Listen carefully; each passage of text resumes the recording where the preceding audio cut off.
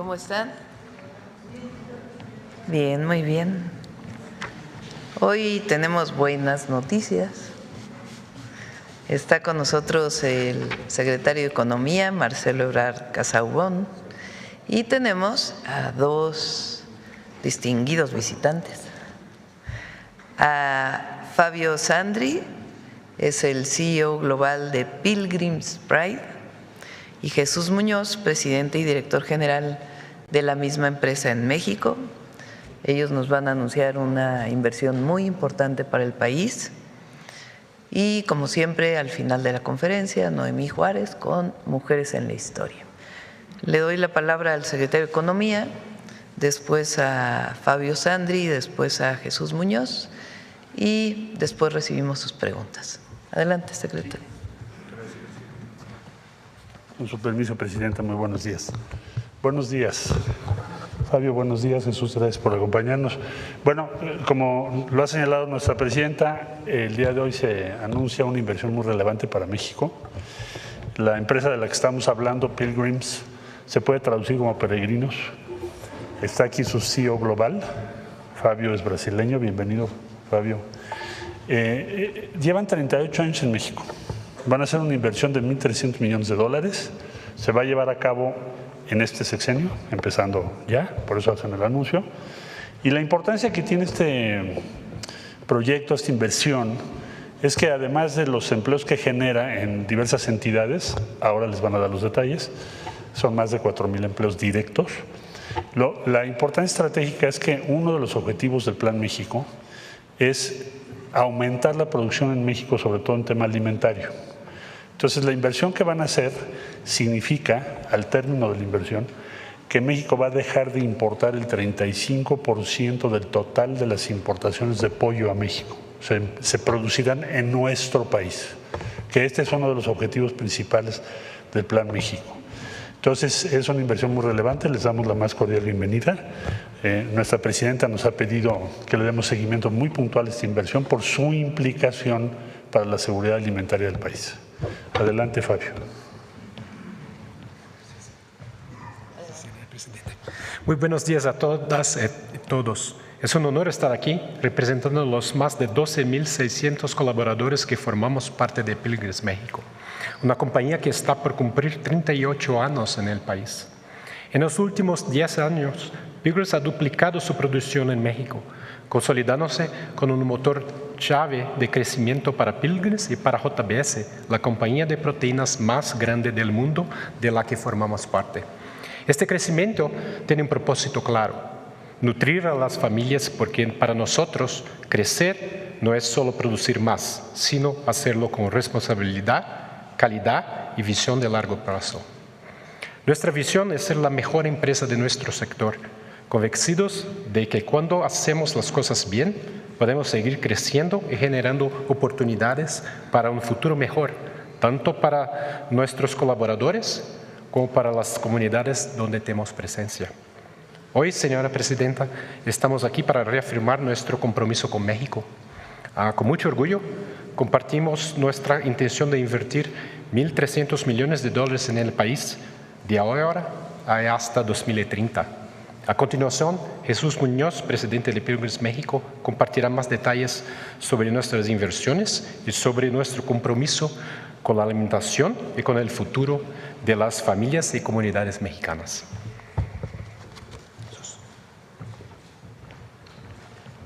Con su permiso, señora Presidenta. Señor Secretario, con su permiso. Buenos días a todos. Para nosotros es un privilegio, un honor estar aquí el día de hoy en este importante evento para hacer este anuncio de esta importante inversión en la compañía. Si me permiten brevemente, presento la empresa para que nos conozcan un poco, para aquellos que no nos conocen. Nosotros somos Pilgrims México, nos dedicamos a producir productos de pollo fresco y también productos de valor agregado. Estamos presentes en los principales mercados públicos, en las principales cadenas de restaurantes de comida rápida en el país y estamos en todas las cadenas de autoservicio del país también. Como comentaban, aquí tenemos 38 años operando en México de manera interrumpida, produciendo alimento nutritivo de la más alta calidad para las familias mexicanas. El día de hoy somos 12,600 colaboradores en México, de lo cual me siento muy orgulloso de representarlos a ellos. Es un gran equipo con el que contamos aquí en México. Además, generamos 50,000 empleos indirectos hoy día, principalmente con nuestros socios avicultores, con nuestros asociados logísticos y con toda la cadena de proveedores que nos ayudan día a día a llevar alimento a las familias mexicanas. Nuestras operaciones principalmente instaladas en la zona de La Laguna, en la zona de Torreón, Durango, en la parte del centro del país, en Querétaro, San Luis Potosí, Hidalgo, y en la parte sur, ahora en Veracruz, Campeche y en Yucatán. Nos sentimos muy orgullosos de todos los días llevar alimento nutritivo, saludable, de alta calidad para más de 30 millones de mexicanos que prefieren nuestros productos.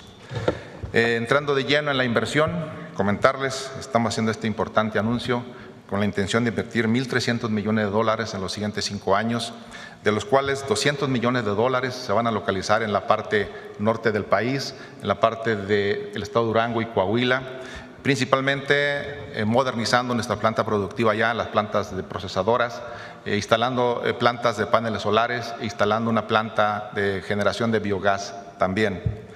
$150 millones en la zona centro del país, principalmente en los estados de Querétaro e Hidalgo, también con la modernización de nuestras plantas procesadoras, de las cuales estamos actualizando la tecnología, los equipos y los sistemas de producción para tener productos de mejor calidad y una productividad más alta.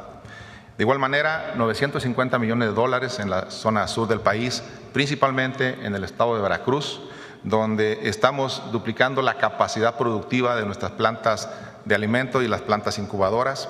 En una primera fase, en la siguiente fase estaremos instalando una planta procesadora nueva, completa, y posteriormente estaremos también abriendo un centro productivo adicional en la zona del Istmo, en Tehuantepec, donde estaremos poniendo una planta de alimentos nueva y una incubadora nueva. Igualmente en la zona de Campeche estamos incrementando nuestra capacidad productiva ahí también, y en la zona de Yucatán duplicando nuestra capacidad actual. Con toda esta inversión estamos muy contentos de reafirmar el compromiso con nuestros clientes, con nuestros consumidores, con las comunidades donde estamos, porque estamos generando con esto beneficios importantes para el país. Estamos generando 4,000 empleos directos, más de 4,000 de hecho empleos directos, que tienen dos características. Primero, son empleos que llevan a las comunidades rurales, donde ustedes saben no es fácil generar empleos, entonces nosotros estamos generando empleos en estas regiones. Segundo, además de generar empleo, estamos generando también posibilidades para que nuestra gente, nuestro equipo crezca, que se creen nuevos supervisores, nuevos gerentes y que puedan formar una carrera en la compañía. Entonces es importante la generación de empleo y la generación de oportunidades de crecimiento para nuestra gente también. Adicionalmente, estamos incrementando la capacidad productiva, señora Presidenta, con más de 373,000 toneladas al año, lo que representa un crecimiento del 38% de nuestra compañía en México. Y si lo ponemos, como decía el secretario, a números actuales como una referencia, representa el 35% de las importaciones actuales de productos que importamos de ave. Adicionalmente, esta inversión se alinea perfectamente con el Plan México de generar desarrollo en los polos donde más requiere el país, y a la vez contribuimos a llegar al objetivo de la sustentabilidad alimentaria para nuestro país. Con ello, reiteramos nuestro compromiso con nuestros socios aparceros, socios avicultores, con nuestros clientes, con nuestros consumidores y con nuestra comunidad también, de hacer crecer lo que nos toca, de hacer nuestra parte. Estamos convencidos de que si trabajamos empresa, gobierno y sociedad, vamos a lograr los retos que tengamos enfrente y los objetivos que nos propongamos. Considero que esa es la fórmula ganadora hoy en día para poder superar lo que tengamos enfrente. Muchas gracias, señora Presidenta. Es cuanto. Ahora sí, si quieren preguntas sobre el tema, si les parece, sobre el tema. A ver. Muy buenos días, Presidenta. Muchas gracias. Sabye Vargas, de Imer Noticias. Para el secretario de Economía, ¿cuánto suma ya la cartera de inversión extranjera hasta el momento y si se está alineando al objetivo que tiene el Plan México, por favor? Sí, con mucho gusto. Bueno, lo que tenemos en el portafolio de inversiones son $293,000 millones. Estos 1.300 millones de dólares están en ese portafolio, así como la inversión que anunció ayer General Motors por 1.000 millones de dólares. Entonces, esta semana nada más tenemos 2.300 millones de dólares. A nivel nacional, en el portafolio, 293.000 millones de dólares. También comentarles sobre las pláticas que ha tenido con autoridades estadounidenses. Ha tenido allá algunas conversaciones. ¿Cómo van estos diálogos en cuestión de los aranceles? ¿Cómo ha funcionado estos diálogos? ¿Cómo ha visto el común acuerdo? Bueno, hemos ido avanzando. Como ustedes saben, estamos en ambos países por entregar el reporte de la consulta que realizamos. Seguimos avanzando en ello. Esto ocurrirá antes de que termine el mes de enero. Fue lo que acordamos ambas partes y Canadá también. Estamos en tiempo y forma. De los puntos que nos plantearon el año pasado, que estuvimos trabajando más de 100 días, prácticamente ya terminamos todos, previos a lo que será la revisión del tratado. Entonces yo le diría que ya estamos en la revisión del tratado. Tenemos que terminar el 1 de julio. Ese es nuestro tiempo. Ya estamos en ello. ¿Cómo ha visto en cuestión de mantener el tratado las autoridades estadounidenses? ¿Se están viendo con buenos ojos Bueno, estamos trabajando conforme a lo previsto en el tratado. Es un proceso de revisión. Eso es importante aclararlo, es el alcance que tiene el proceso. Y creo que hemos avanzado bien en todos aquellos puntos que preocupan a cada una de las partes, y también ya tenemos claro cuáles son los puntos que van a tener digamos, mayor foco para cada país, mayor importancia, mayor prioridad o más alta prioridad. Entonces, estamos ya en ese proceso, literalmente, que se inició el año pasado con las consultas. Entonces, ya estamos en camino. ¿Cuándo es la fecha para ya definir o ya lo último de la revisión? 1 de julio es la que está establecida entre los tres países para la renovación del tratado y la revisión, llegar ya con una gran claridad de qué puntos cada país propuso y qué puntos se aceptan y cómo quedan. Muchas gracias. A ti. Otra pregunta. Ayer, Presidenta, se reunió con la Comisión Electoral, con la Comisión Presidencial Electoral, para definir sobre lo de esta reforma, esta iniciativa que se va a enviar al Congreso. Habló el coordinador de la bancada de Morena sobre que se tocaran algunos puntos como el recorte presupuestal y el desafuero a legisladores, y también sobre pues si se van a mantener los soples. ¿Cuáles serían los puntos en estos temas que se han definido en la reforma electoral, Presidenta? Si quieren, vamos con las preguntas del tema de economía. Bueno, ya nada más, bueno, del tema y dejamos el otro tema una vez que despidamos aquí a nuestros invitados. Perfecto. Bueno, del tema, mencionaron sobre la inversión en Istmo de Tehuantepec. Me llama mucho la atención. ¿Por qué invertir allá en el Istmo, en una zona pues en Oaxaca? ¿Qué es lo que les llama la atención y sobre todo qué seguridad tiene México para poder invertir, sobre todo pues para empresas extranjeras? Muchas gracias. Muchas gracias por la pregunta. Evidentemente para nosotros es una zona muy interesante porque es muy apropiada para la producción avícola. Tiene las condiciones de clima, las condiciones necesarias para tener una productividad alta en esta región, y además con esto completamos nuestro footprint en México de tener producciones en el norte, en el centro, en el sur del país, y poder llevar proteína y productos de alta calidad a todas las familias mexicanas. Sobre el tema. A ver, la compañera. Gracias, Presidenta. Tania Damián, de Ángulo 7. Buenos días a todos los presentes. Sobre el tema de esta empresa Pilgrims, preguntarle sobre el tema de contaminación, cómo están garantizando que no haya contaminación en las comunidades donde se instalan, y también qué beneficios tiene la población en donde se instalan. Por ejemplo, hablan de una planta en Veracruz, en el Istmo de Tehuantepec, la planta de Querétaro. ¿Cómo se garantiza que no se contamine, y por otra parte cómo se beneficia a la población además de los empleos directos? Gracias por la pregunta. Evidentemente, instalando todos los sistemas necesarios para tener una producción responsable. Afortunadamente, en el grupo, teniendo empresas en Europa, en Brasil, podemos traer buenas prácticas que se utilizan allá para poderlas poner en práctica aquí en la localidad y asegurar tener cero efectos en las comunidades. Esa parte la tenemos muy clara. Beneficios adicionales de los empleos, por supuesto, generamos prosperidad en las regiones donde ponemos nuestras plantas. Generamos fuente de empleo para la familia que está allí completa, generamos movimiento económico en esas regiones. Entonces, es una importante acción el llevar empleos y prosperidad a esta región. Y respecto a que algunas veces habían acusado malos olores, ¿eso ya lo están controlando, digamos, por la producción masiva de pollos? Correcto, sí.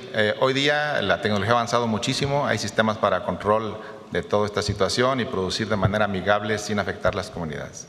Gracias. A usted. Y preguntarle al secretario Marcelo Ebrard sobre el tema de cuántas empresas ya se pasaron de esta forma de las reglas del país más favorecido al TEMEC. ¿Tiene algún indicador de cuántas empresas estarían, digamos, ya haciendo su comercio a través del TEMEC, o cómo está viendo con la iniciativa privada? Porque decían que si hacen con el país más favorecido, bueno, con estas reglas de la OMC, no tenían las ventajas o tenían el arancel del 25%, y varias empresas comerciaban con estas reglas de la OMC y había la intención, o se pidió a las empresas que se pasaran al TEMEC. ¿Ha pasado este tema, o sea, de que se pasen al TEMEC? ¿Cómo está viendo ese panorama?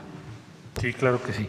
Mira, cuando se inició la administración del presidente Trump, las exportaciones de México a los Estados Unidos estaban más o menos repartidas 50-50%, 50% con las reglas del tratado y 50% con nación más favorecida. Así funcionaba el sistema. Eso significa que cuando tú tienes reglas de origen dentro del tratado, es decir, tienes que comprobar, certificar en dónde produces las piezas, por ejemplo, de un automóvil, y qué proporción debe tener de piezas fabricadas en Norteamérica. Se elevó el porcentaje. Entonces, para algunas empresas era más fácil exportar por nación más favorecida. La tasa de nación más favorecida promedio en ese tiempo era 2.5. Cambia el sistema, evidentemente, en este último largo año en materia comercial, muchos cambios de aranceles, en fin. Y hoy en día ya no está 50-50, está 85-15. O sea, el 85% de todas las exportaciones están conforme a las normas del Tratado de Libre Comercio entre México y Estados Unidos. O sea, el tratado se hizo más importante, porque si no te sale más caro si te vas por la otra vía. Cuando no cumples esas reglas de origen que establece el tratado, pues entonces tienes aranceles más altos, ya no el 2.5. Por ejemplo, en la industria automotriz tienes 2.5 más 25 que pusieron nuevo, pagarías 27.5. Entonces, el 85% en resumen ya está dentro del Tratado de Libre Comercio. Creció el número de empresas que están en ese tratado. Secretario, ¿y cuál es el panorama de la industria automotriz? Por ejemplo, Puebla, para este 2026, Puebla tiene una importante industria automotriz, Querétaro, varios estados del norte. ¿Qué panorama hay respecto a las exportaciones hacia Estados Unidos? Bueno, la industria automotriz tiene, digamos, visto por por cumplimiento de reglas de origen, tienes como dos grupos principales. La inmensa mayoría, la mayor parte de la producción, tiene componentes muy relevantes tanto de Estados Unidos como de México. En algunos casos de Canadá, pero digamos de Norteamérica. ¿Por qué? Porque en el 2019, cuando se aprobó y después entró en vigor el TEMEC o USMCA, se pidió que se produjera más en Norteamérica. Se llaman reglas de origen. Entonces, todas las empresas automotrices que invirtieron para aumentar sus componentes de Norteamérica, fabricados en Norteamérica, hoy en día tienen descuentos muy relevantes. O sea, se impuso el 25%, pero tienes descuentos.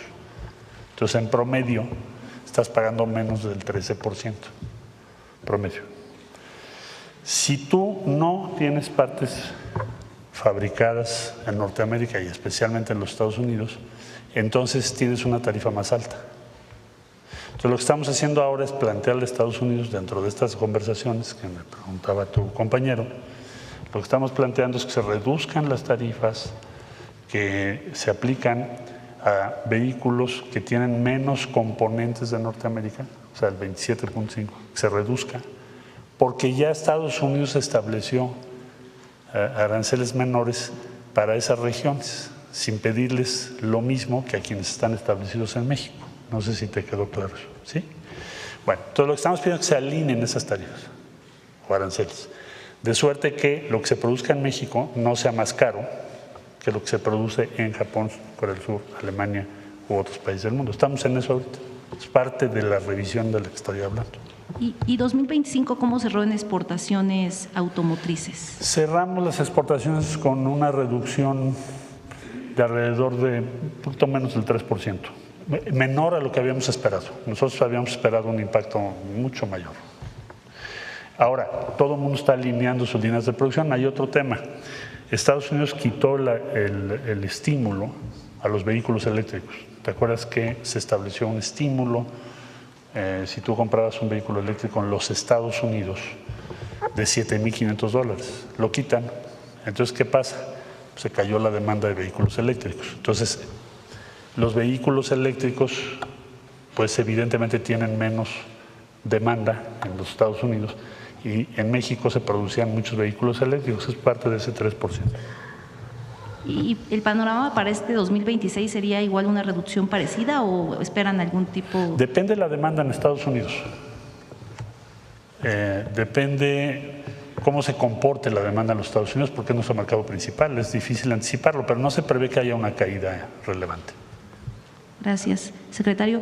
Y tengo un tema de Puebla, de un profesor desaparecido. No sé si se la puede hacer ahorita de una vez o… Terminando, si quieres.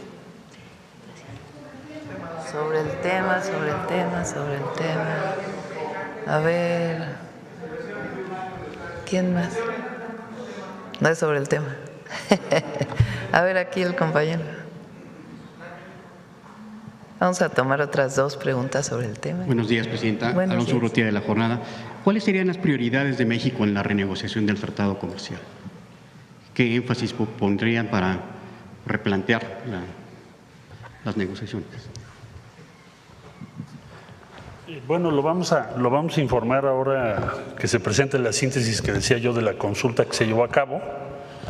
Tenemos que entregar ese documento a la Presidenta de la República, en primer lugar, y al Senado de la República. Ahora, ¿qué te podría yo decir? Bueno, en primer lugar, queremos que se mantenga el tratado. Ese es nuestro primer objetivo estratégico. Segundo, queremos que el sistema de solución de controversias siga funcionando y se fortalezca para que no tengamos decisiones intempestivas que afectan a diferentes industrias.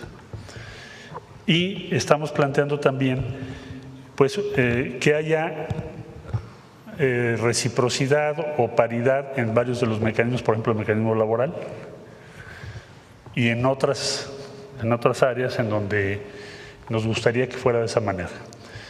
Claro que esto lo presentaremos de manera más formal, pero serían como la esencia, y que se cumplan también las cartas paralelas del tratado, así se llaman side letters, que por ejemplo en el caso de acero se establecían procedimientos o procesos de consulta de 60 días que no se han seguido, y ha habido varios incumplimientos en esa materia. Entonces, en pocas palabras, nosotros ¿qué nos gustaría? Que se consolide, se fortalezca lo que hoy tenemos en el tratado, porque ha funcionado.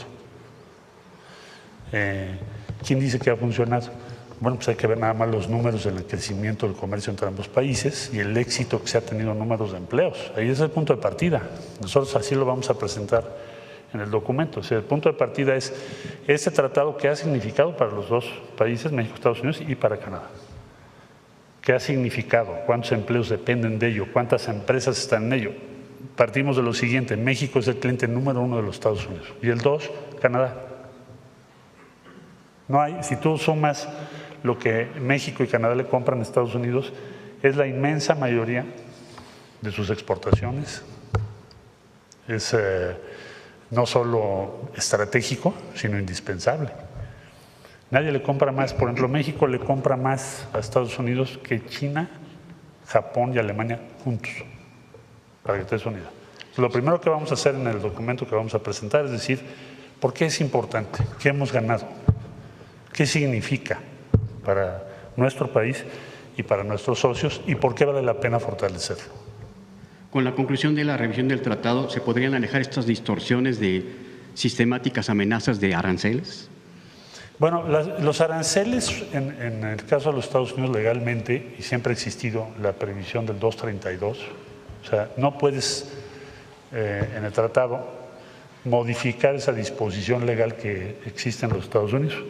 Pero el sistema de solución de controversias y lo que prevé el tratado nos ayuda para reducir márgenes de incertidumbre en materia de aranceles y nos obliga a los tres, no nada más a los Estados Unidos. Por eso es importante preservarlo. ¿Cuál es el balance de las consultas que hubo en México con los sectores productivos? Bueno, lo vamos a presentar. Yo diría que en esencia lo que vimos es, nadie plantea que se modifique sustancialmente el tratado. Hay un consenso, diría yo, en México respecto a lo que acabo de exponerle, en favor del tratado que se mantenga, porque es lo que se consulta. La primera consulta es, ¿lo mantenemos o no lo mantenemos? Es la primera pregunta. Y participaron muchos sectores, incluyendo el sector obrero, el campo, las empresas, las cámaras industriales, de comercio, en fin. Entonces, sobre ello, todos los consultados en nuestro país nos dijeron hay que mantenerlo. Muy bien. Lo segundo es, ¿qué planteas que se revise o se mejore, o se perfeccione, o se modifique? Entonces ahí tienes muchas, muy diversas propuestas, dependiendo del sector al que nos refiramos. Entonces es lo que vamos a presentar pues ya en la última semana del mes de enero. Más allá de las descalificaciones que ha hecho el presidente Trump, ¿cómo percibe usted la postura de los negociadores estadounidenses al arrancar? Bueno, tenemos un buen diálogo, muy profesional, prácticamente tenemos contacto cada semana, sea física o por Zoom. Tenemos varios equipos de trabajo funcionando. El trabajo, cuando estás en esta materia, de acuerdo a un tratado, te va generando acumulativamente entendimiento y base de confianza. O sea, te queda muy claro qué cosas no estás de acuerdo y avanzas en todo lo que puedes, que sí puedes llegar a un acuerdo. Tienes que presentar tus argumentos, tus cifras, tus datos, tus estudios. Hemos presentado muchos análisis muy bien hechos, creo yo, respecto a cómo funciona la integración económica de los dos países, porque la mencionamos mucho, pero no necesariamente todo el mundo la entiende. O sea, recuerdo que una vez hicimos un video que nos lo pidió la presidenta que lo exhibiéramos, incluso aquí en la mañanera, de cómo una bolsa de aire de un vehículo se produce entre los tres países y puede cruzar la frontera 9 veces. Eso no necesariamente todo el mundo lo tiene claro. Es una bolsa, la bolsa que lleva el volante para un accidente, así se produce. Una turbina puede llegar a cruzar los tres países hasta 12 veces, porque funciona como una región integrada. Entonces, ¿por qué se transporta una turbina de México a Estados Unidos o a Canadá? Porque Canadá tiene una base de minerales y procesamiento de minerales que no tenemos en Estados Unidos o en México, de algunos minerales, por ejemplo, aluminio, muy especializado. Entonces, tienes que mandar tu turbina para que le pongan las piezas que se necesitan, o te mandan las piezas ya fabricadas y aquí las integramos. En México se van a empezar a hacer aleaciones ya muy complejas que solamente se hacen en 3 países del mundo, para el caso de turbinas de aviación. Para el caso de la industria automotriz, pues son miles de piezas que cruzan de un lado al otro. De manera que esa tarea de compartir esta información, de explicar esto, nosotros estamos muy cerca de las empresas que están establecidas en México, porque son empresas que tienen miles de empleos. Piensa la industria automotriz, es 1/3 de todos nuestros empleos en la manufactura o de la industria aeronáutica. De manera que con las empresas hemos trabajado mucho para presentar esta información. Entonces yo diría que vamos en buen camino. O sea, no me escapa que por supuesto cuando hay una revisión pues hay quien quiere sacar más ventaja. Habrá empresas que digan, no, yo quiero más protección, por supuesto. y que va a ser una discusión y a veces una deliberación compleja. Eso no se me escapa, eso siempre sucede. Pero el curso de los trabajos yo diría que es muy bueno.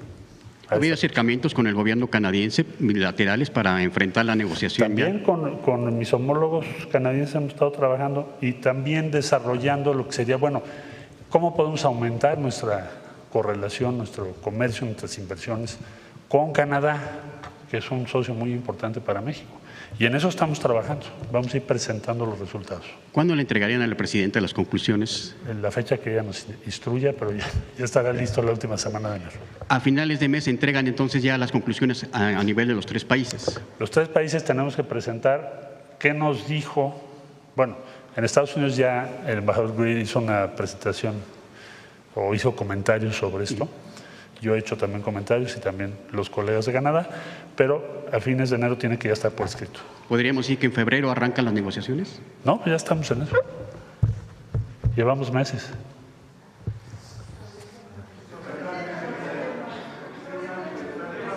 Sobre el tema, a ver.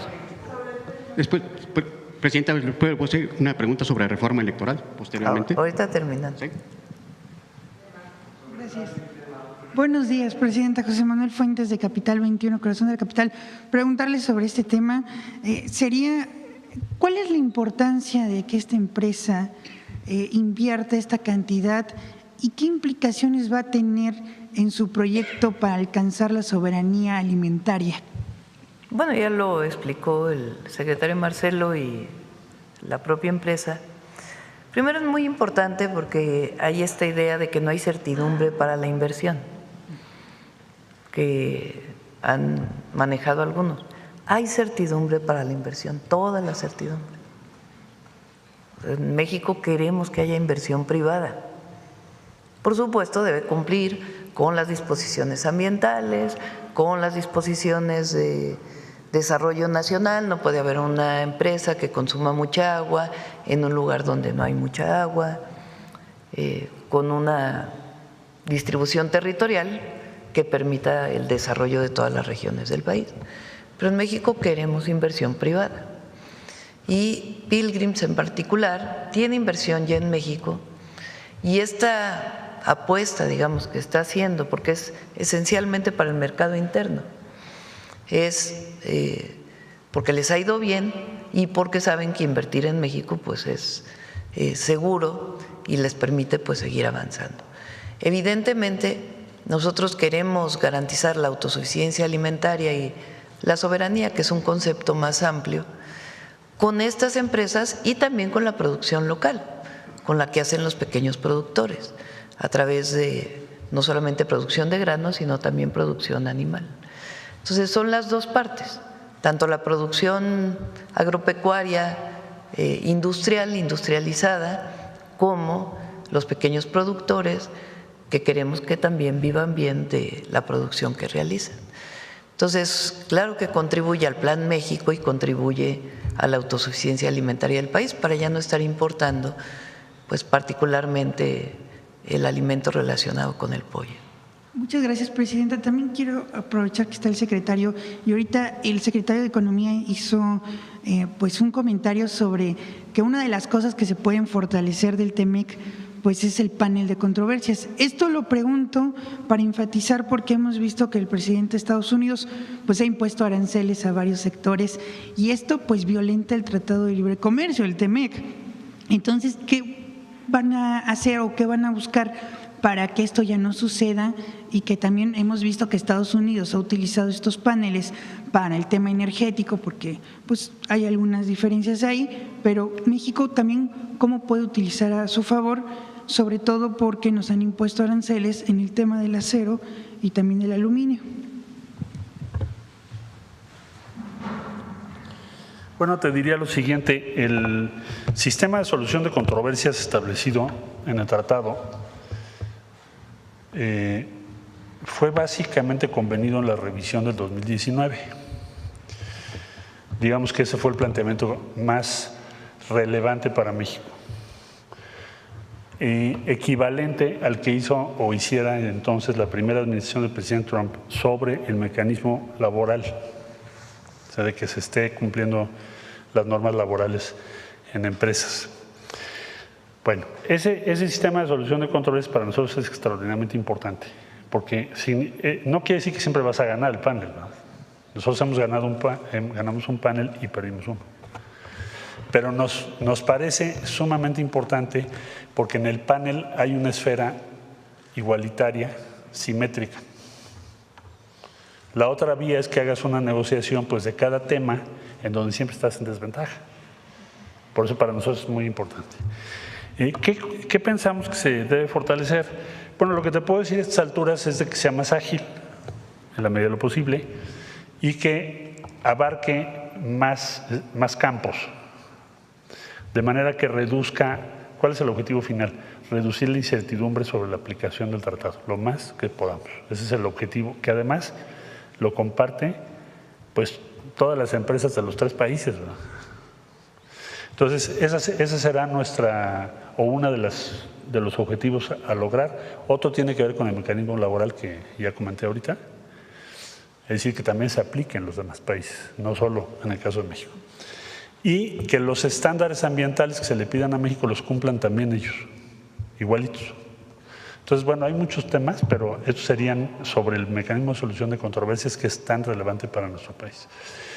Ahora, sobre la imposición de aranceles, los Estados Unidos tienen una norma y nosotros también tenemos varias normas que podrían permitir la imposición de aranceles. Por ejemplo, un antidumping.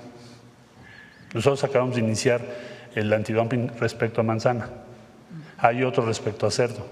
Si te demuestro que hay un dumping, sí te puedo imponer una cuota compensatoria y eso es compatible con el tratado. Lo que no es compatible es que se tomen medidas respecto a materias reguladas en el tratado y que no hay una forma expedita de solución. A eso vamos, que sea más expedito. Muchas gracias, secretario. Y presidenta, por último sí le quiero preguntar, porque ya se cumple un año de la ejecución del Plan México, que usted lo anunció en el Museo de Antropología, preguntarle cuál es su reflexión de este plan y también qué se espera para 2026, qué sectores se tienen que seguir fortaleciendo, sobre todo porque me acuerdo muy bien que se presentó pues también el Plan México en el sector farmacéutico, que usted ha dicho que se va a fortalecer para el tema de los medicamentos ante esta narrativa de que pues, no hay medicamentos, etcétera, y también hemos visto que se está fortaleciendo un intercambio pues con otros países y que forma parte también del fortalecimiento del Plan México. ¿Qué le hace falta al Plan México también, presidenta? Y muchas gracias. Ya lo vamos a presentar pronto. Es parte también de este fondo de inversiones que estamos desarrollando. Yo pienso que a más tardar en 15 días ya lo vamos a tener. Y ahí pues haremos un balance de lo que impulsó el Plan México en 2025 y cuál es la planeación para 2026. Entonces, como en 2 semanas más o menos, estaremos presentándolo. Probablemente haremos también un evento, sea en el Museo de Antropología o en algún otro espacio, donde invitemos tanto el sector empresarial, trabajadores y distintos sectores de la sociedad mexicana. Pero vamos bien, la economía de México va bien. ¿Qué queremos? Fortalecer y acrecentar las inversiones en el país para la generación de empleo con justicia, como siempre lo hemos dicho. Vamos, sobre el tema, a ver, la última sobre el tema, la compañera. Cerramos sobre el tema y vamos a otros temas. Presidenta, buenos días. Tere Mora Guillén, corresponsal del Canal de las Noticias, que se transmite en el estado de Chihuahua y en Ciudad Juárez y en los municipios fronterizos de Mexicali y Tijuana. Primero sería, ¿la empresa Pilgrims llegará a Chihuahua, Tijuana y Mexicali? ¿Y de qué manera la empresa tomará en cuenta para su expansión a jóvenes universitarios mexicanos? Adelante. Buenos días, excelente pregunta. Hoy día estamos llegando al estado de Chihuahua y toda esta región a través de nuestra producción en La Laguna. De ahí tenemos varios centros de distribución y hacemos esa cobertura atendiendo toda la región hoy día. Producción en el corto plazo no tenemos previsto en esa región. Más sin embargo, le contesto la siguiente pregunta que es muy interesante. ¿Cómo estamos apostándole a la juventud? Les quiero compartir que en Pilgrims México tenemos un programa de trainees donde cada año seleccionamos alrededor de 30 jóvenes. Entrevistamos a más de 800, 900 jóvenes de diferentes universidades que están a punto de terminar y hacen un proceso de selección, hablan inglés, están preparados y se convierten en candidatos para ser supervisores, superintendentes y gerentes en plantas procesadoras en Estados Unidos, en Canadá, ahora viene Brasil y en Europa. Recientemente tuve la oportunidad de visitar Europa y me tocó con suerte ver mexicanos que salieron de ese programa trabajando ya con posiciones muy interesantes. Entonces aprovecho para invitar a este programa que tiene la compañía de que sumen los jóvenes. Es una oportunidad para tener una carrera profesional en una empresa como es la nuestra. Gracias por su pregunta. Muchas gracias.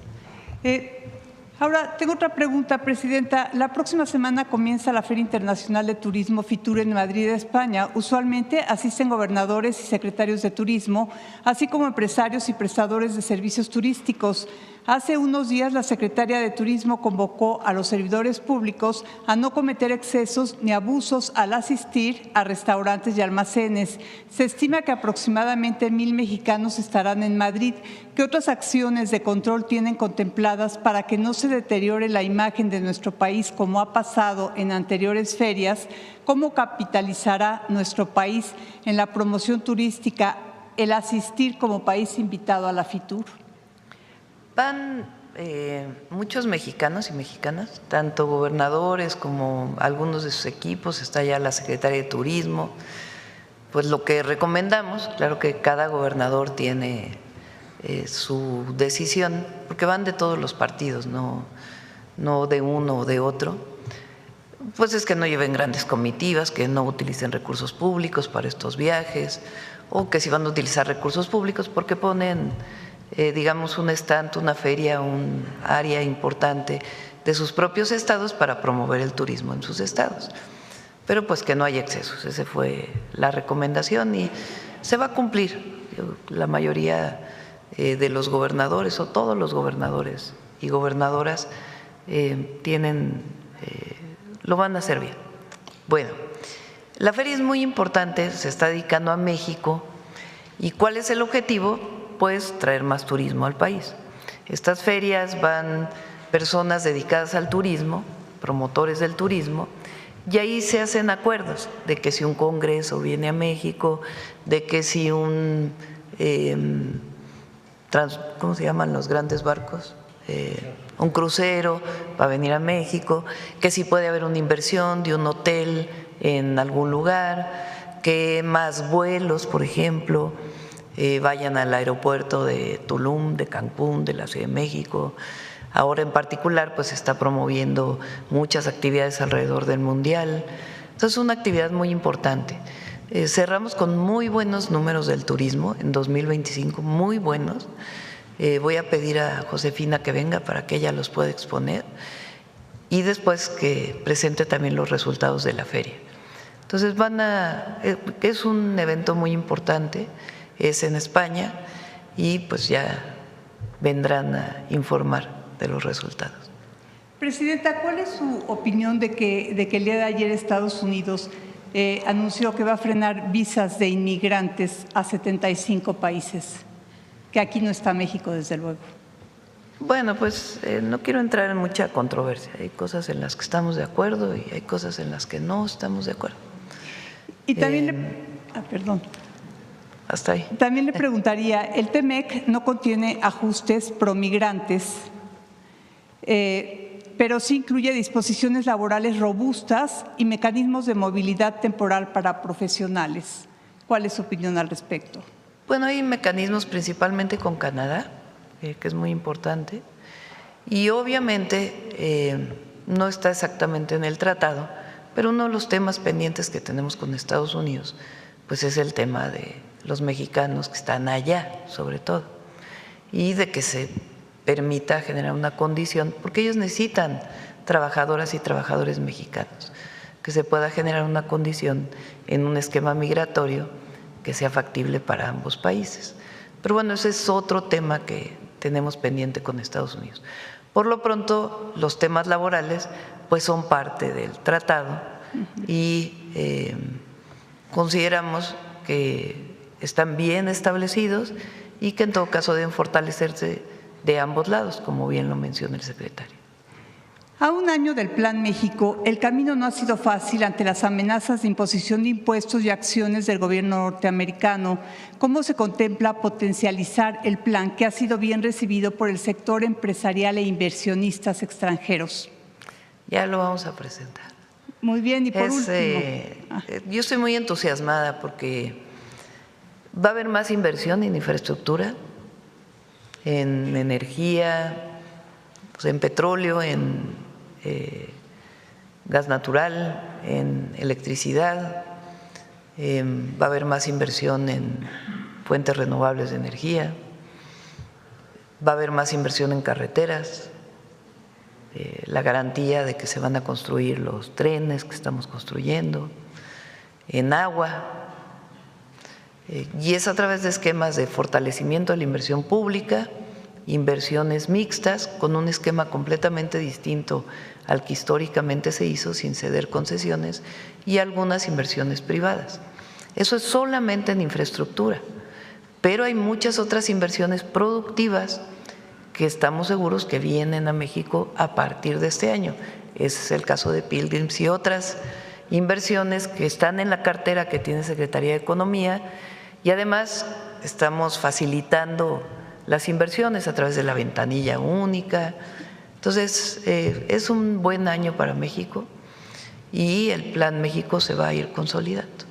Y por último, Presidenta, ¿cómo va la elaboración de la reforma electoral?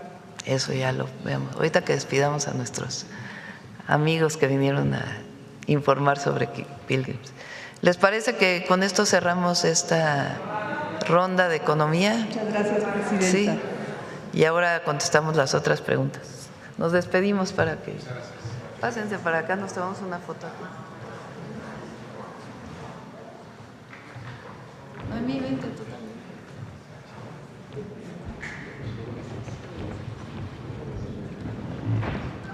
De este lado.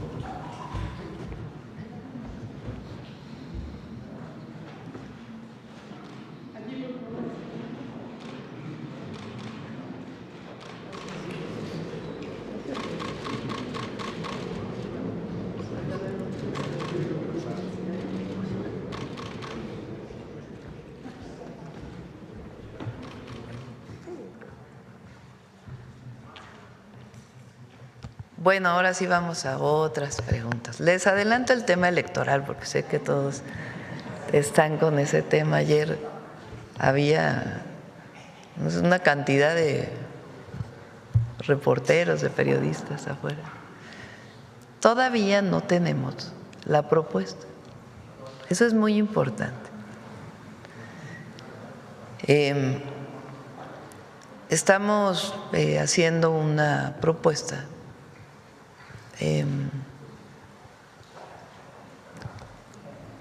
que tenga que, primero, para que no digan, porque ya la calificaron, ¿no? Ya le pusieron ley Maduro,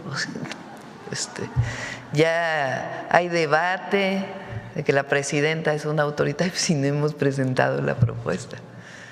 Entonces, primero la garantía de la representación de las minorías, esa para todos aquellos que dicen que no queremos que quien tenga una proporción menor de la votación esté representado, eso no va a ocurrir, o sea, hay esa garantía.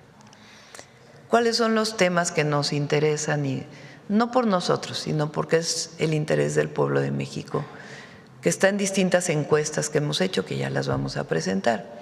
Una reducción de los gastos en general, a los partidos, al INE, a las OPLES. Las elecciones en México son de las más caras del mundo y consideramos que no tiene por qué ser así. Y también consideramos que debe ser algo de consenso, de unanimidad, todos debemos estar de acuerdo en que no deben ser tan onerosas las elecciones. Entonces debe haber una reducción de lo que representa el costo de las elecciones y las instituciones electorales al país, para el bien del país y del pueblo de México, y que esos recursos se utilicen en otras cosas, obviamente sin afectar la operación de las instituciones autónomas, que no se trata de quitarle autonomía al INE, no se la vamos a quitar, pero pues que sea algo razonable. Esa es la segunda. La tercera, que las representaciones proporcionales, los llamados plurinominales, si existen, pues que se elijan de una manera distinta, que no sean estas listas de las cúpulas de los partidos, que en realidad pues nunca van a buscar el voto con la gente. ¿Qué más creemos que debe estar en una reforma electoral? Mayor participación de la ciudadanía en las decisiones del país. Eso se llama democracia participativa. No solamente en las consultas generales que se hacen, sino también, eso hay en algunos estados y sería muy bueno que fuera en todo el país, que los municipios, los habitantes de los municipios puedan participar en las decisiones que toma el municipio a partir de consultas que no necesariamente se pueden hacer cada 3 años, sino que se pueden hacer cada año, por ejemplo. O sea, mayor democracia participativa, la participación de la gente en las decisiones de su comunidad. Entonces, eso es otra cuestión que nos interesa. Y el tema de cómo es la participación de los mexicanos en el exterior. Ellos piden, por ejemplo, que quienes son los representantes elijan por ellos, no por los partidos, que es un tema que salió mucho en los foros de los mexicanos en el exterior. Esencialmente eso es. No hay, ni se le quita la autonomía al INE, ni estamos diciendo que ya ahora solo los que ganen uninominalmente la elección van a tener representación en las cámaras. También el tema del número de regidores en los municipios, porque hay municipios que tienen una cantidad de regidores que no tiene caso. Entonces, que se pueda establecer. Entonces, es una propuesta que le va a gustar a todos. A nadie le van a decir que es… sobre el fuero de los diputados y senadores estamos analizándolo. ¿Hasta qué punto? Entonces, es una propuesta que fortalece nuestro sistema electoral y que garantiza la democracia electoral, la democracia participativa. Esencialmente, eso es lo que vamos a presentar. Y el fortalecimiento de las consultas, muy importante. Todo el mundo tiene consultas para decisiones de muchísimos temas en el país. Entonces, hay que fortalecer la consulta pública. Eso permite que el ciudadano, que el pueblo de México acceda a la toma de decisiones en el país. La democracia finalmente es la representación del pueblo, es el poder del pueblo. Y eso es lo que queremos fortalecer. Entonces, en ese marco está la reforma y pues vamos a consolidarla, que ayude a fortalecer la democracia en México. ¿Se hablaron sobre escenarios de desafuero? ¿Hasta qué punto se mantendría? Sí se habló de eso, todavía no quisiera adelantar.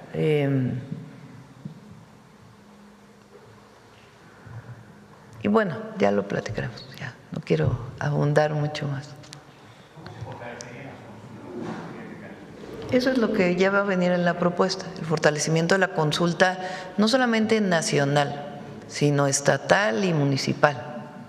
O sea, que la gente pueda tomar decisiones sobre el rumbo de su comunidad. El tema de la representación proporcional, si bien tiene que existir, los plurinominales famosos, lo que le molesta a la gente pues es esta cosa de la definición de cúpulas, que vienen las encuestas así. O sea, se decide quiénes son los que participan, pues que la gente también participe en la decisión de quiénes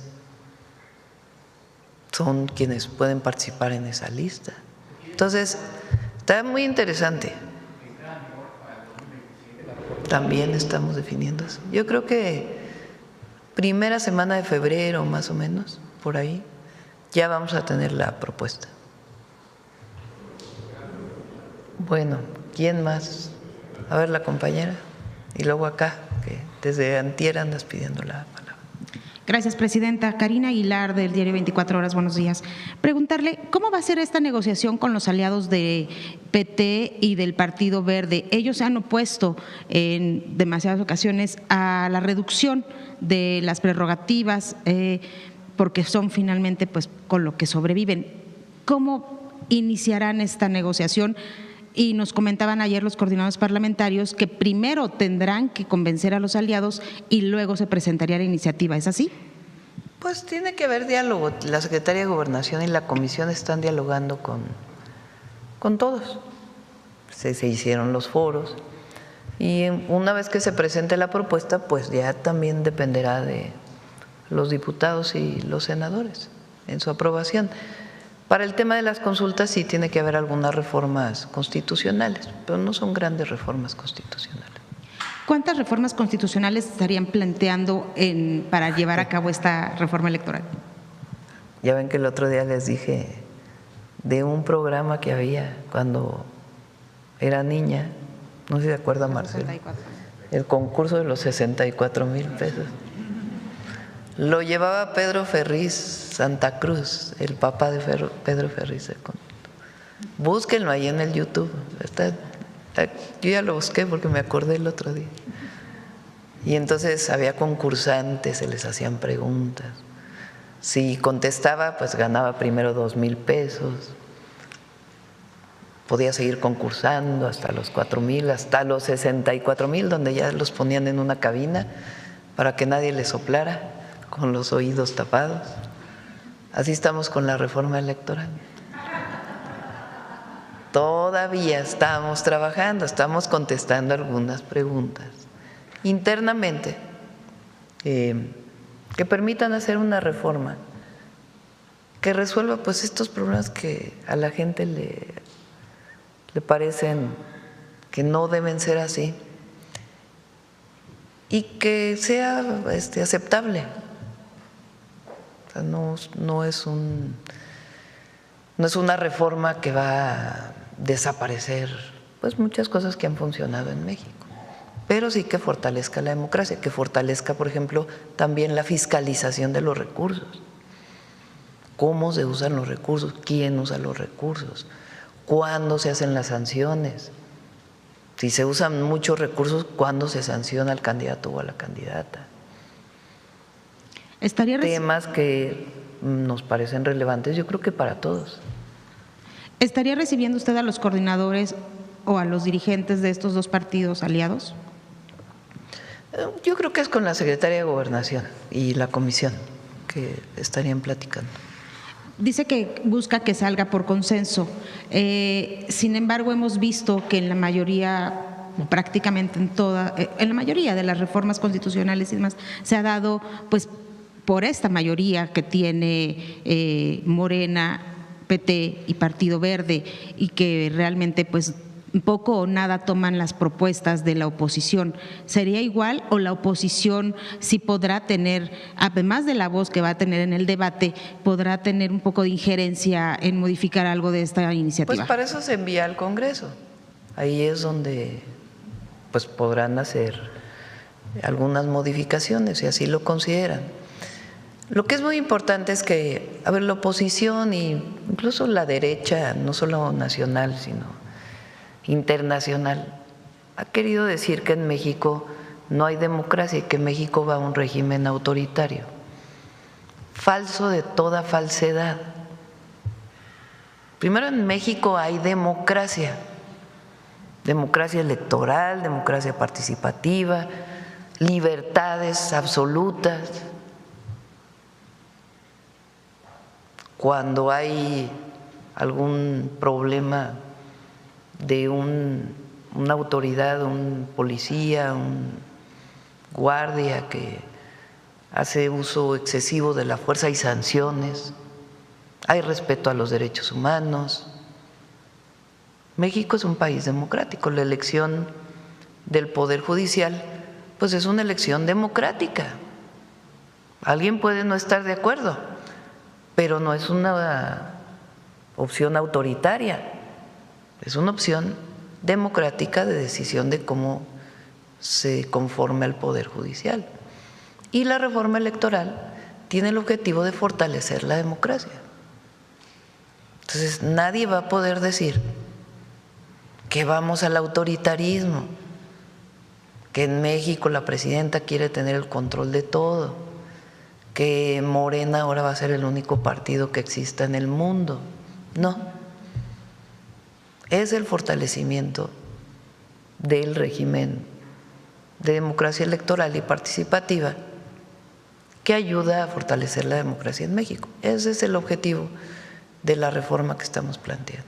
¿Los plurinominales se reducen en diputados y desaparecen en Senado? ¿O cómo va a ser? Ya vamos a presentar. Tan. Es que así era la musiquita de los 64,000. Presidenta, y en otro tema, el periódico 24 Horas, el diario 24 Horas ha publicado que los juicios de amparo promovidos por víctimas contra la Comisión Ejecutiva de Atención a Víctimas han incrementado en 695%, porque la Comisión de Víctimas está litigando en contra de las propias víctimas para no darles la reparación del daño e incluso hacen prácticas dilatorias para no proporcionarles precisamente pues estos apoyos que se les tendrían que dar. ¿Pediría usted una revisión? ¿Qué se estaría haciendo con esta CEAP?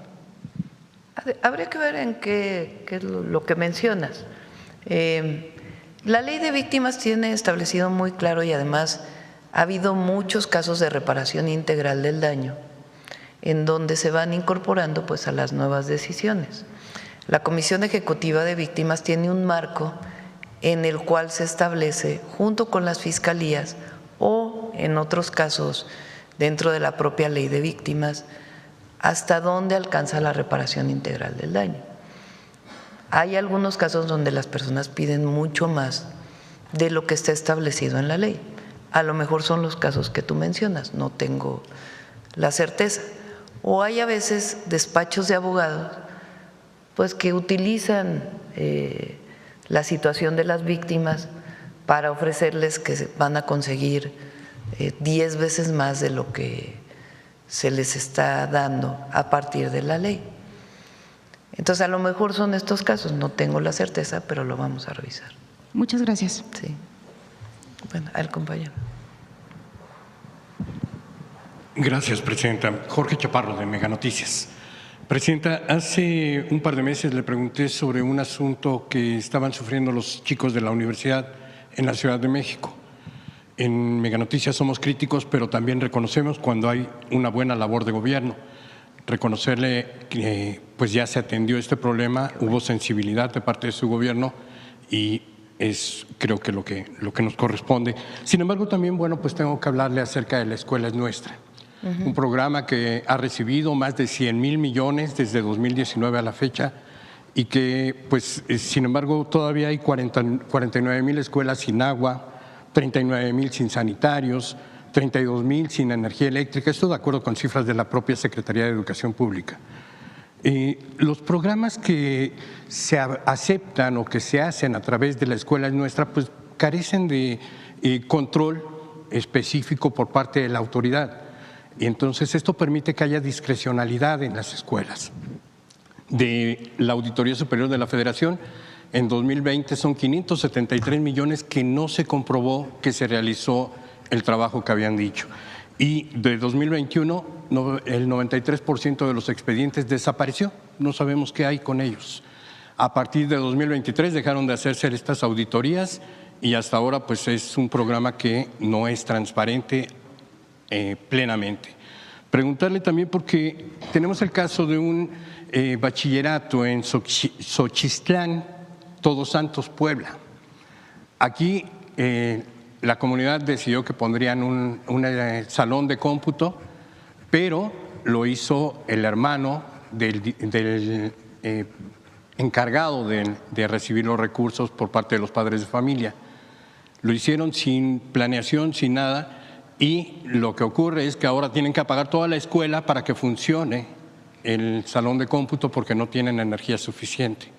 Preguntarle, Presidenta, ¿por qué no se está transparentando este gasto? ¿Quién lo está vigilando? Sí es transparente, y si no es suficiente hay que hacerlo transparente. Eso es lo primero. Nosotros no queremos ocultar nada. ¿Cómo funciona la escuela? Es nuestra. De hecho, es un programa que inició cuando fui jefa de gobierno en la ciudad. De ahí lo retoma el presidente López Obrador y lo lleva a todo el país. En la ciudad se llamaba Mejor Escuela. Mejor Escuela.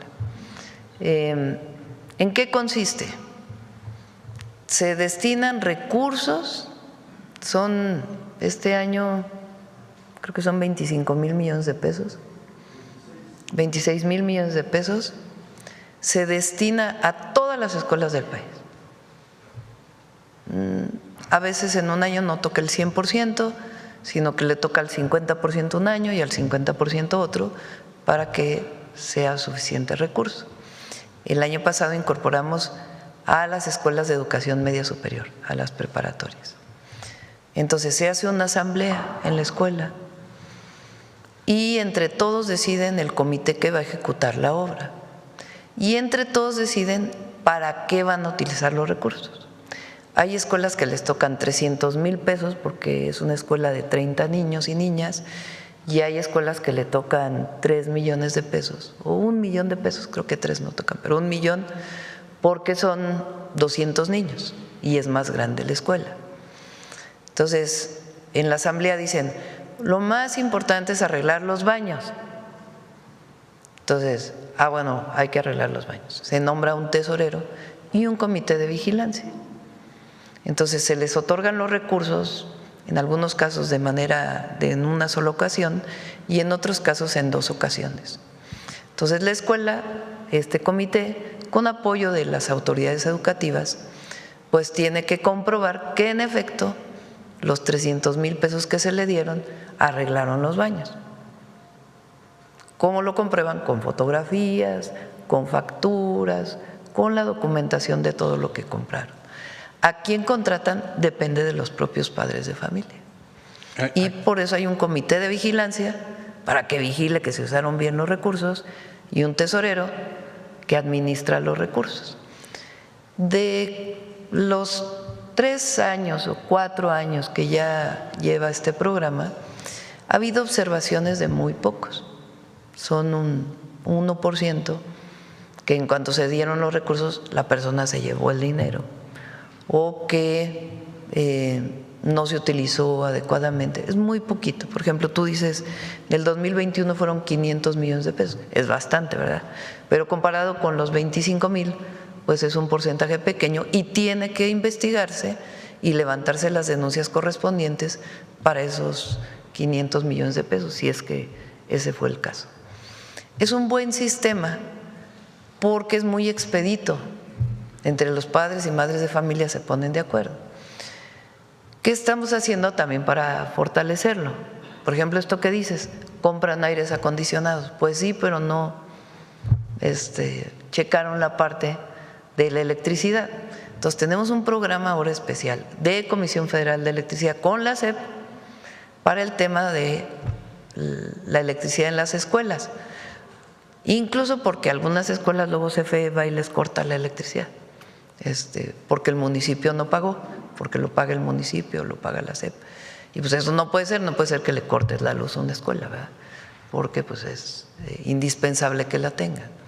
Entonces tenemos un programa con CFE y las escuelas y estamos fortaleciendo, la escuela es nuestra. También para asesorías, por ejemplo, SEDATU ahora va a entrar, pues si van a construir un salón, pues que esté bien construido. Si lo van a construir, pues que haya todas las medidas de protección civil. O sea, si van a hacer una construcción mayor, que haya las medidas de protección civil y que haya la capacitación para ello.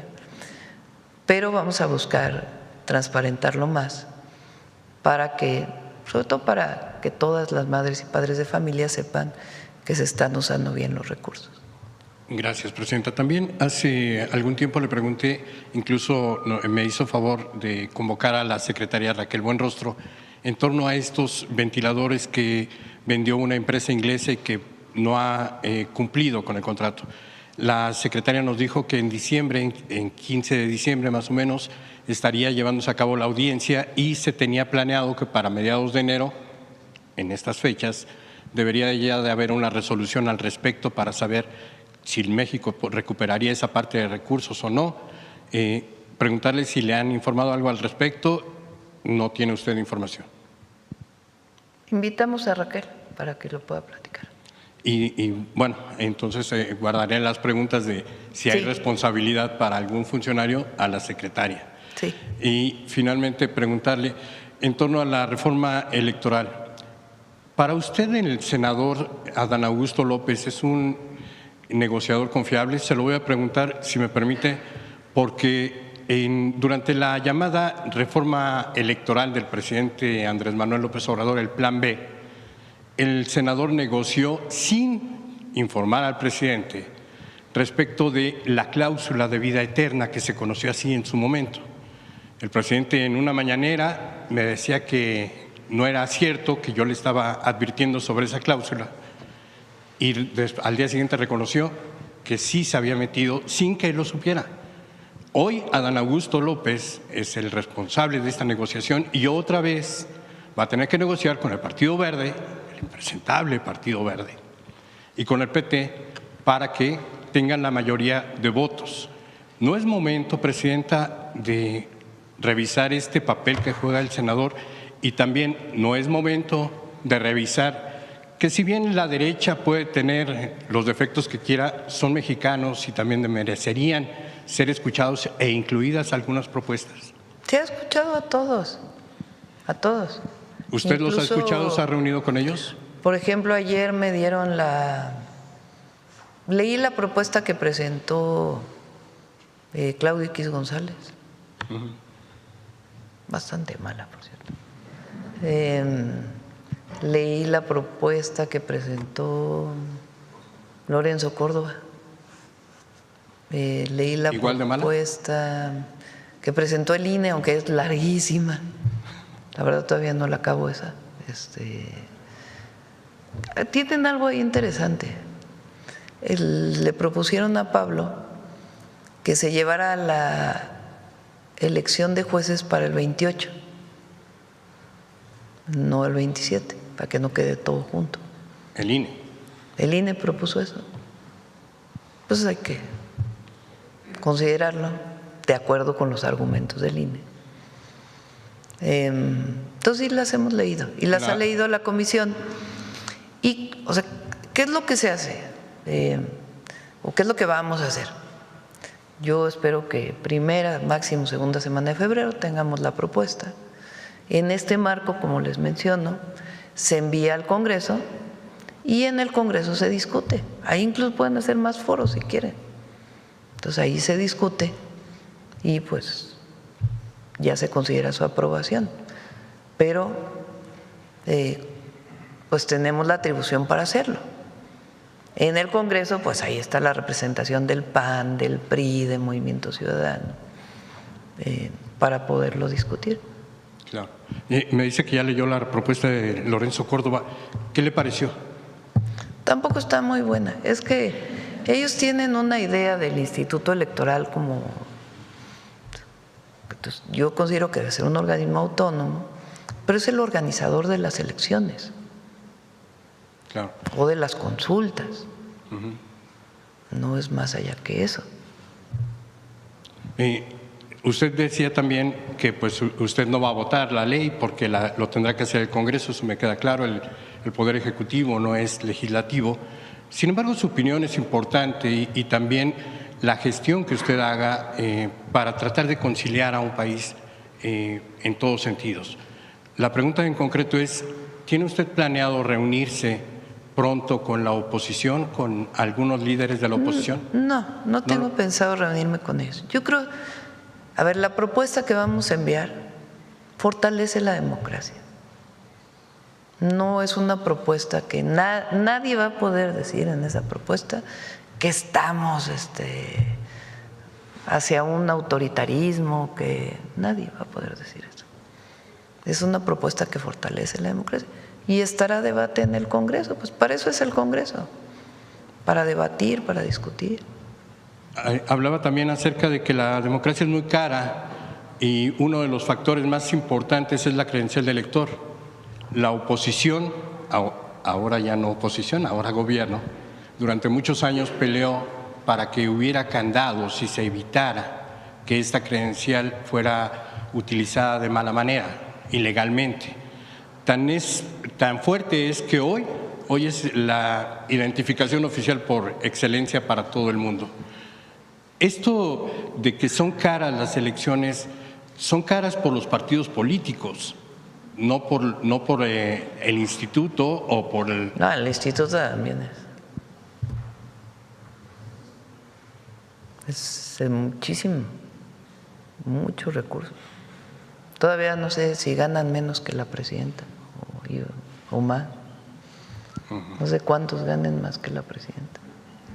¿Qué estaría usted pensando? Porque también escuché que habría presupuesto para OPLES y ya no desaparecerían. Ya lo vamos a presentar. No comamos ansias, ya viene. Pero no, obviamente habrá quien no esté de acuerdo. Pero estamos respondiendo a los dos temas centrales que le preocupan a la gente, al pueblo. El tema de esta representación de las cúpulas de los partidos como plurinominales, sin desaparecer la representación proporcional. Y al mismo tiempo, el tema pues del oneroso que es todo el sistema. Entonces va a dar una respuesta razonable, muy razonable. Ok, muchas gracias. ¿Perdón? Él es el coordinador parlamentario lo eligió los propios senadores de Morena, es el coordinador parlamentario de Morena en el Senado, y él pues en el Senado negocia, igual que Ricardo en la Cámara de Diputados, igual que lo hace Anaya para el PAN, que por cierto tuvo 6 años fuera y regresó con fuero. ¿Quién más está ahí de coordinadores? ¿Quién es el coordinador del PRI? Añorbe. Nah. ¿Quién es el coordinador parlamentario del Senado del PRI? ¿Cuántos senadores tiene el PRI? 13. ¿Cuántos de mayoría? Durango y… no, Durango ganó Morena. Los dos tienen el de minoría. En Coahuila sí, ¿no? Sí es de mayoría. ¿Quién más? El profe Anaya, ¿no? Del PT.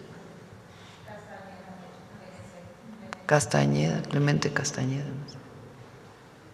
Son los coordinadores de los partidos.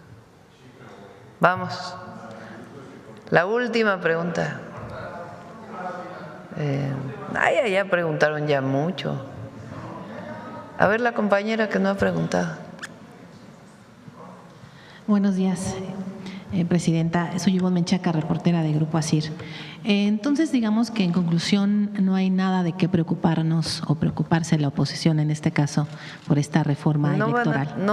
No hay argumentos para decir ahorita que es un gobierno autoritario. Se cae por su propio peso.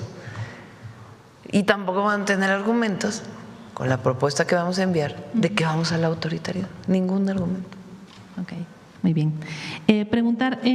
porque además no estamos de acuerdo en ello. No lo hacemos para que no nos critiquen, sino porque es nuestra convicción. Claro. Muy bien. Comentarle, ayer el Papa León XIV dijo que tiene interés de venir a México. Entonces, la pregunta es si el gobierno va a intensificar, después de que ya tuvieron una llamada y ya lo había invitado a venir justamente para acordar una visita en este año. Sí, le pedí a la secretaria de Gobernación que buscara al nuncio, que es con el que tenemos relación con la Iglesia Católica, pero pues la relación formal con el Vaticano pues es el nuncio. Entonces va a buscar al nuncio porque ya está la idea de que sí va a venir. No hemos recibido algo formal, pero para buscarlo, para saber pues cuál es la fecha, cuál es su interés. Recuerden que lo invitamos justo el 12 de diciembre a que viniera a México y pues esperamos recibirlo este año y ya Rosa Isela pues nos dará más información. Sí, sería una visita importante, ¿no? Sí, es una visita importante. El Estado mexicano es un Estado laico, pero eso no quiere decir que no reconozcamos, además del Papa como representante de un Estado, que no reconozcamos que la gran mayoría del pueblo de México es un pueblo católico. Y el Papa actual ha manifestado también su posicionamiento respecto a la pacificación del mundo, sus preocupaciones sobre la migración y otros temas en los que coincidimos en una visión humanista del futuro de no solo de México, sino del mundo entero. Entonces, pues lo estaríamos recibiendo y obviamente pues él ya con la Iglesia Católica haría también en México pues sus acuerdos, sus arreglos, pero pues vamos a esperar. Yo creo que es muy bueno que venga. Entonces yo creo que sí se prevé que sea en este año, ¿no? Pues sí, esperemos que sí. Salió, pero no hay un comunicado oficial. Ajá, sí, sí. Entonces por eso le pedí a Rosa Isela que se pusiera en contacto. Ya, muy bien. Y bueno, preguntarle, hay una búsqueda de Eric Antonio en el Estado de México. Es una persona que cometió un doble homicidio y bueno, pues fue en Cuautitlán, en un departamento. Yo sé que es en el Estado de México, pero saber si de alguna manera, tomando en cuenta que es un feminicidio, el gobierno podría coadyuvar con las autoridades justo para la búsqueda de esta persona. Sí, vamos a preguntarle al gabinete y también a la fiscal general. Muy bien, gracias. Ya, ¿no? Vámonos.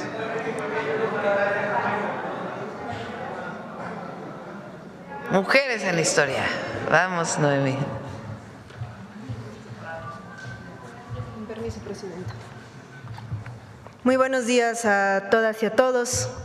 Entre 1915 y 1916, el país estuvo dividido en una guerra civil entre las distintas facciones revolucionarias. Mientras eso ocurría, en Yucatán, el gobierno de Salvador Alvarado lanzó la convocatoria para realizar el primer congreso feminista en nuestro país, que tuvo lugar entre el 13 y el 16 de enero de 1916. Es decir, estamos conmemorando el 110 aniversario de este encuentro de mujeres. La intención del primer congreso feminista fue el discutir y el proponer una profunda transformación para las mujeres. En la convocatoria se podía leer que para que puedan formarse generaciones libres y fuertes, es necesario que la mujer obtenga un estado jurídico que la enaltezca, una educación que la permita vivir con independencia, buscando en las artes su subsistencia honesta, que de este modo los hijos que constituyen la patria futura se eduquen imitando en las madres edificantes ejemplos de labor y de libertad. Conozcamos una revolución, la revolución de las mujeres, en medio de la Revolución Mexicana. En enero de 1916, en plena Revolución Mexicana, 600 mujeres asistieron al primer Congreso Feminista de Yucatán, que se llevó a cabo en el Teatro José Peón Contreras, en Mérida. Las congresistas, en su mayoría profesoras y opositoras del régimen porfirista y huertista, se reunieron para discutir sobre los derechos de las mujeres. Educación, libertades, incorporación de las mujeres a la vida política y profesional. El evento fue convocado por el gobernador constitucionalista de Yucatán, Salvador Alvarado, pero el movimiento feminista tuvo tuvo dos liderazgos fundamentales.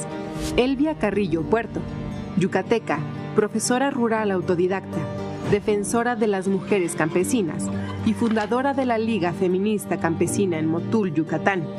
Y Ermila Galindo, originaria de Durango, activista feminista, colaboradora de Venustiano Carranza y propagandista del constitucionalismo, quien se valió de su cercanía al poder para impulsar las demandas de las mujeres. La convocatoria al primer Congreso Feminista fue publicada el 28 de octubre de 1915 y la organización estuvo a cargo de un comité integrado por las profesoras Consuelo Zavala Castillo, presidenta; Dominga Canto Pastrana, vicepresidenta; Adriana Vadillo Rivas y Rosina Magaña, secretarias; Amalia Gómez Aguilar y Gregoria Montero, prosecretarias; y Adolfina Valencia Ávila, tesorera. El evento comenzó con un programa musical y el discurso inaugural de la vicepresidenta del Congreso, Matilde Acevedo de Paullada. Ermila Galindo no pudo asistir, pero envió una ponencia titulada La mujer en el porvenir. La ponencia de Galindo desató la polémica. Planteaba la igualdad intelectual entre el hombre y la mujer, demandaba el derecho al voto para la población femenina y proponía la educación sexual, una idea que fue rechazada por las congresistas más conservadoras, quienes la calificaron de inmoral. El sufragio femenino, impulsado por 31 congresistas, también desató un álgido debate. No se logró un consenso, solo se consiguió avanzar en la aceptación de la educación cívica y la participación política femenina en cargos municipales, considerados aptos para mujeres dado que no requerían una vigorosa condición física. En el primer Congreso Feminista de Yucatán, prevalecieron una interesante variedad de posturas, desde las más conservadoras y moderadas, hasta las tendencias feministas más radicales de la época. Sin embargo, el evento dejó temas pendientes y voces fuera del debate, como las mujeres campesinas e indígenas, sobre todo mujeres mayas, que quedaron excluidas, dado que el evento estaba dirigido a mujeres profesoras, alfabetizadas y dedicadas a la educación. A finales de 1916, también en Yucatán, se realizó el segundo Congreso Feminista, donde se profundizó el debate sobre diversos temas. Ambos encuentros representaron un hito en la organización feminista de principios del siglo XX, pues a la par de la lucha social de la Revolución Mexicana, las mujeres emprendieron su propia lucha por la emancipación económica y laboral, el acceso a educación y la igualdad de derechos frente a los hombres, incluidos los derechos políticos. Con los congresos feministas de Yucatán, se inició hace más de 100 años una de las luchas más importantes para las mexicanas del siglo XX, el sufragio femenino. Que el primer Congreso Feminista se llevara a cabo en Yucatán no fue fortuito. Fue el producto de décadas de luchas de mujeres que antecedieron este encuentro. Por ejemplo, la profesora Rita Cetina, de quienes hemos comentado ya en esta sección y quien lleva el nombre de uno de los programas sociales más importantes en educación en nuestro país. Rita Cetina, también una mujer que fue precursora en la educación científica de las mujeres, hasta Elvia Carrillo Puerto, sufragista y también defensora de estos derechos. No es fortuito que este congreso se llevara en Yucatán, ya que decenas de mujeres alzaron la voz para construir los cimientos de una transformación social. Sin saberlo, estaban construyendo también lo que muchos años después podríamos decir y que hoy nombramos un tiempo de mujeres. Muchas gracias.